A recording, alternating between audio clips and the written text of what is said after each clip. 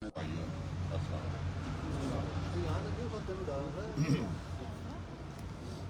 तो पहले मैं शुक्रिया अदा करना कि तुसी इत्थे बुलाया और पुरजोश तरीके नाल इस्तकबाल किया। मैं इंतहाई मशहूर हाँ पीर साहब, दोस्तों का भाइयों का सारियों का। अज का कट्ठ सियासी कट्ठ पीर साहब का प्यार है कि उन्होंने अपने दर से बुलाया था, तो बहुत मेहरबानी। देखने वाली गल ये वीरे, 5 साल का अरसे तकरीबन 4 साल PTI ने गुजारे और मेरी 40 साल की सियासत चलता आ रहा। यकीन करो जिहड़ा 4 साल इस PTI ने या इमरान खान ने इस मुल्क को नुकसान पहुंचाया, किसी गौरमेंट ने नहीं।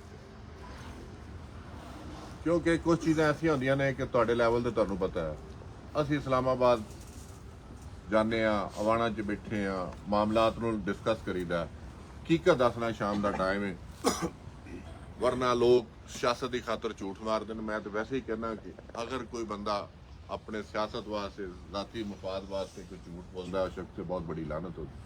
खास तौर पर जिहड़ा शख्स तुहाडी नुमाइंदगी करदा वो तुहाडे सामने खड़ा होकर गलत बयानी करदा, झूठ मारदा, मैं समझना उस शख्स से बहुत बड़ी लानत। तो हकीकत तुहानूं दसना कि इस मुल्क को तबाही के किनारे ते खड़ा कर। जिस वक्त पाकिस्तान मुस्लिम लीग नून ने गवर्नमेंट ली है, 2 ही रस्ते सन।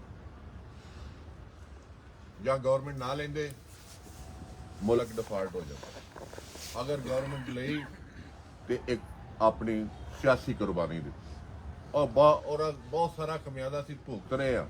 पाकिस्तान मुस्लिम लीग भुगत रही है, मियाँ नवाज शरीफ साहब भुगत रहे थे, मियाँ शहबाज शरीफ साहब, खालिद उड़ैक भुगत रहे।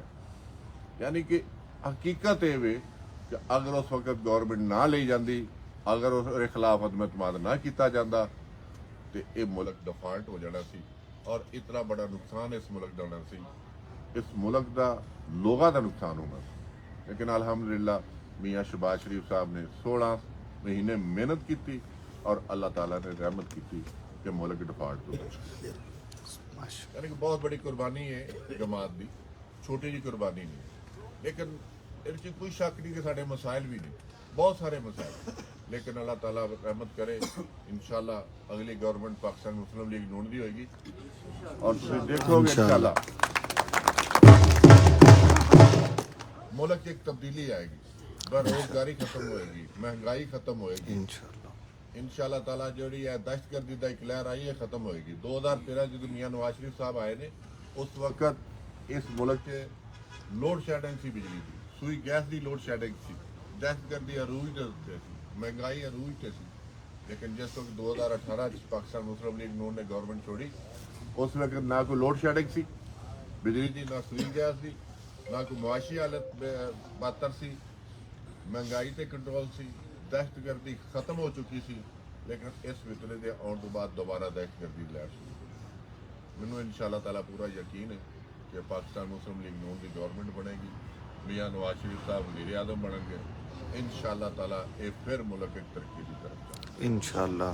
लेकिन मेरी चंद चीज़ां लोकल सियासतदाना से भी है कि इंतहाई अफसोस है कि 4.25 साल के अरसे पंजाब गवर्नमेंट भी इन्हों की रही, फैडरल गवर्नमेंट भी। इस गोजरे के बहुत सारे तरक्याती मनसूबे सन जिन्होंने रोक दिता गया, जिहड़ा 17-18 च मंजूर होए, जिन्हों के पैसे आए, जिन्हों के टेंडरिंग हो गई, लेकिन सामा हमजा ने लोकल जिहड़े लोग PTI के सन नुमाइंदे, उन्होंने इनू रोक दिता। अज लोग कहते हैं कि यार बहुत डेवलपमेंट हो रही है। अगर वो डेवलपमेंट तुम देखोगे, अगर उठा के देखोगे पेपर उन्होंने 17-18 के प्रोजेक्ट ने, 17-18 के इस टाइम जितनी डेवलपमेंट हो रही है 17 अरब रुपए की हो रही है। 17 अरब रुपए बहुत बड़ी डेवलपमेंट है। लेकिन बदकिस्मती हुई कि PTI की गवर्नमेंट आई, जोड़े लोकल नुमाइंदे सन PTI के, उन्होंने समझा कि अगर ये प्रोजेक्ट कंप्लीट हो गए, 50 चक्कां नूं होर गैस मिल गई, अंडरपास बन गया, गोजरे दियां रोडां बन गई, सीवरेज पै गया, वाटर सप्लाई मिल गई, तो ये ਬੈਨੀਫਿਟ ਪਾਕਿਸਤਾਨ ਮੁਸਲਿਮ ਲੀਗ ਨੂਨ ਨੂੰ ਹੋਏਗਾ, ਇਹਦਾ ਬੈਨੀਫਿਟ ਖਾਲਿਦ ਵੜੈਚ ਨੂੰ ਹੋਏਗਾ। ਇਸ ਵਾਸਤੇ ਉਹਨਾਂ ਮਨਸੂਬਿਆਂ ਨੂੰ ਰੋਕ ਦਿੱਤਾ। ਲੇਕਿਨ ਅਲਹਮਦੁਲਿਲਾ ਅੱਲਾਹ ਤਾਲਾ ਦੀ ਰਹਿਮਤ ਨਾਲ ਜਿਸ ਵਕਤ ਗੌਰਮੈਂਟ ਆਈ ਅਸੀਂ ਆਪਣੀ ਪੂਰੀ ਹਿੰਮਤ ਕੀਤੀ, ਪੂਰੀ ਕੋਸ਼ਿਸ਼ ਕੀਤੀ। ਯਕੀਨ ਕਰੋ, ਮੈਂ ਤੁਹਾਨੂੰ ਦੱਸਣਾ ਚਾਹੁੰਦਾ, ਸ਼ਾਮ ਦਾ ਟਾਈਮ ਹੈ, ਅਗਰ ਮੈਂ ਦਿਨ ਰਾਤ ਮਿਹਨਤ ਨਾ ਕਰਦਾ ਤੇ ਸ਼ਾਇਦ ਇਹ ਹਾਲੀ ਵੀ ਮਨਸੂਬੇ ਸਟਾਰਟ ਨਾ ਹੋ।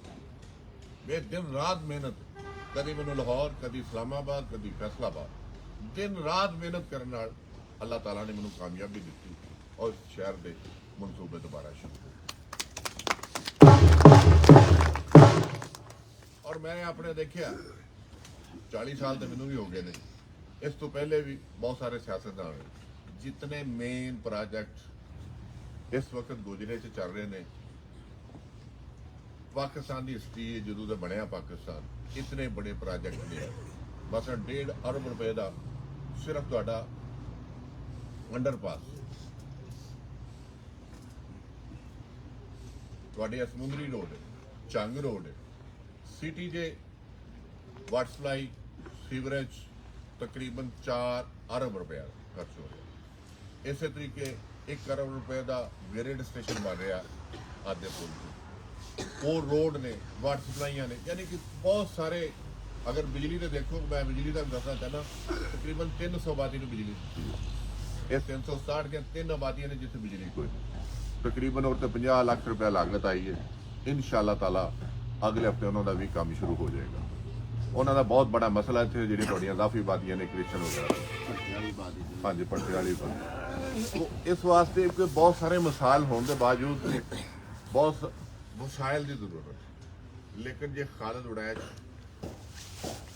15-16 ਮਹੀਨਿਆਂ ਦੇ ਇਸ ਸ਼ਹਿਰ ਨੂੰ ਖੂਬਸੂਰਤ ਬਣਾਉਣ ਵਾਸਤੇ, ਅੱਜ ਮਿਸ਼ਨ ਰੋਡ ਵੀ ਬਣ ਰਹੀ ਹੈ, ਅੱਜ ਟੋਬਾ ਰੋਡ ਵੀ ਬਣ ਰਹੀ ਹੈ, ਅੱਜ ਮੂੰਗੀ ਰੋਡ ਵੀ ਬਣ ਰਹੀ ਹੈ, ਅੱਜ ਰੇਲਵੇ ਲਾਈਨ ਦੇ ਨਾਲ ਵੀ ਸੜਕ ਬਣ ਰਹੀ ਹੈ, ਅੱਜ ਝੰਗ ਰੋਡ ਵੀ ਬਣ ਰਹੀ ਹੈ, ਸਮੁੰਦਰੀ ਰੋਡ ਮੁਕੰਮਲ ਹੋ ਚੁੱਕੀ ਹੈ।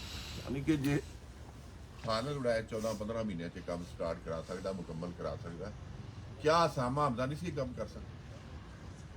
ਲੇਕਿਨ ਮਾਦਰਤ ਦੇ ਨਾਲ ਉਸ ਖਾਨਦਾਨ ਦੀ ਜੇ ਅਗਰ ਤਾਰੀਫ ਭੁੱਲੋਗੇ ਤੇ ਉਹਨਾਂ ਨੂੰ ਤੁਹਾਡੇ ਦੁੱਖ ਔਰ ਤਕਲੀਫ ਦਾ ਅਹਿਸਾਸ ਨਹੀਂ। ਇਹ ਹਿਸਟਰੀ ਕੱਢ ਕੇ ਦੇਖ ਲਓ,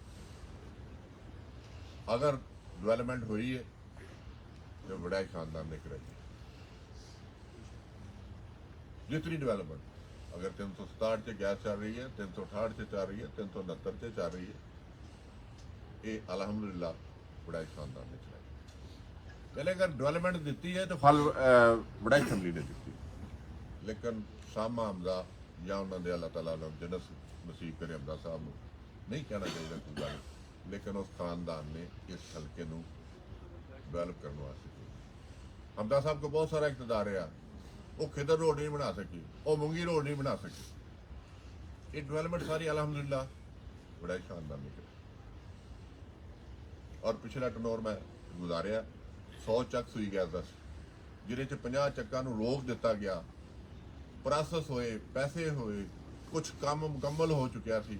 ਮਸਲਨ ਕਿ ਗੋਜਰੇ ਤੋਂ ਮੋਂਗੀ ਬੰਗਲਾ ਪਾਈਪ ਵਿਚ ਚੁੱਕਿਆ ਸੀ, ਮੋਚੀ ਰੋਡ ਤੇ ਗੈਸ, ਜਿਸ ਤਰ੍ਹਾਂ ਅੰਡਰਪਾਸ ਉਸ ਪ੍ਰੋਜੈਕਟ ਨੂੰ ਖਤਮ ਕਰ ਦਿੱਤਾ।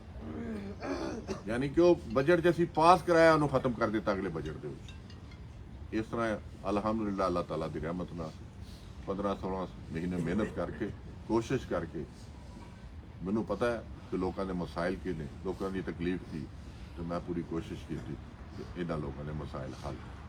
ਔਰ ਇਨਸ਼ਾਅੱਲਾ ਤਾਲਾ ਅਗਲੀ ਗਵਰਨਮੈਂਟ ਪਾਕਿਸਤਾਨ ਮੁਸਲਿਮ ਲੀਗ ਨੂਨ ਦੀ ਹੋਏਗੀ। ਅੱਲਾਹ ਤਾਲਾ ਨੇ ਕਾਮਯਾਬੀ ਦਿੱਤੀ ਤੇ ਦੇਖੋਗੇ NA 105 ਚ ਬਹੁਤ ਸਾਰੀ ਤਬਦੀਲੀ, ਬਹੁਤ ਸਾਰੀ ਤਬਦੀਲੀ ਹੈ इंशाअल्लाह। मेरी एक ख्वाहिश है कि मैं इस NA 105 ਨੂੰ ਇੱਕ ਮਾਡਲ ਤਹਿਸੀਲ ਜਿਹੜੀ ਡਿਕਲੇਅਰ ਕਰਾਂ, ਔਰ ਮਾਡਲ ਹੋਏਗੀ ਇਨਸ਼ਾਅੱਲਾ ਤਾਲਾ, ਪਾਕਿਸਤਾਨ ਚ ਲੋਕ ਦੇਖਣ ਆਏਗੇ। ਤੇ ਇਹਦੇ ਨਾਲ ਹੀ ਮੈਂ, ਸਰਦੀ ਬਹੁਤ ਹੈ, ਜ਼ਿਆਦਾ ਵੀ ਇੰਤਜ਼ਾਮ ਕੀਤਾ, ਸਿਰਫ ਤਕਰੀਰ ਹੀ ਸੁਣਾਣੀ। ਮੈਂ ਕਿਹਾ ਛੱਡ ਨਾ ਮਾਰ ਦੇ, ਹਾਲੀ ਵੋਟ ਵੀ ਪਾਉਣੇ ਨੇ ਨਾ, 5 ਮਿੰਟ ਹੋਰ ਕਰ ਲਓ ਤੇ ਚਾਹ ਦਾ ਇੰਤਜ਼ਾਮ ਹੈਗਾ। ਤੇ ਇਨਸ਼ਾਅੱਲਾ ਤਾਲਾ ਇਹਦੇ ਕਾਰਨ ਮੀਟਿੰਗ ਰੱਖੀ ਸਪੀਰ ਸਾਹਿਬ ਨੇ ਤੇ ਆਏ ਆ ਇਨਸ਼ਾਅੱਲਾ ਜਲਸਾ ਵੀ ਕਰਾਂਗੇ ਤੇ ਮੈਂ ਆਖਰ ਸਪੀਰ ਸਾਹਿਬ ਦਾ ਤੁਹਾਡਾ ਸਾਰਿਆਂ ਦਾ ਖਾਨ ਸਾਹਿਬ ਦਾ ਬੜੀ ਮਿਹਰਬਾਨੀ ਉਹਨਾਂ ਨੇ ਪੀਟੀਆਈ ਛੋੜ ਕੇ ਮੁਸਲਿਮ ਲੀਗ ਜੁਆਇਨ ਕੀਤੀ ਹੈ ਮੈਂ ਉਹਨਾਂ ਦਾ ਵੀ ਸ਼ੁਕਰੀਆ ਅਦਾ ਕਰਦਾ ਬਹੁਤ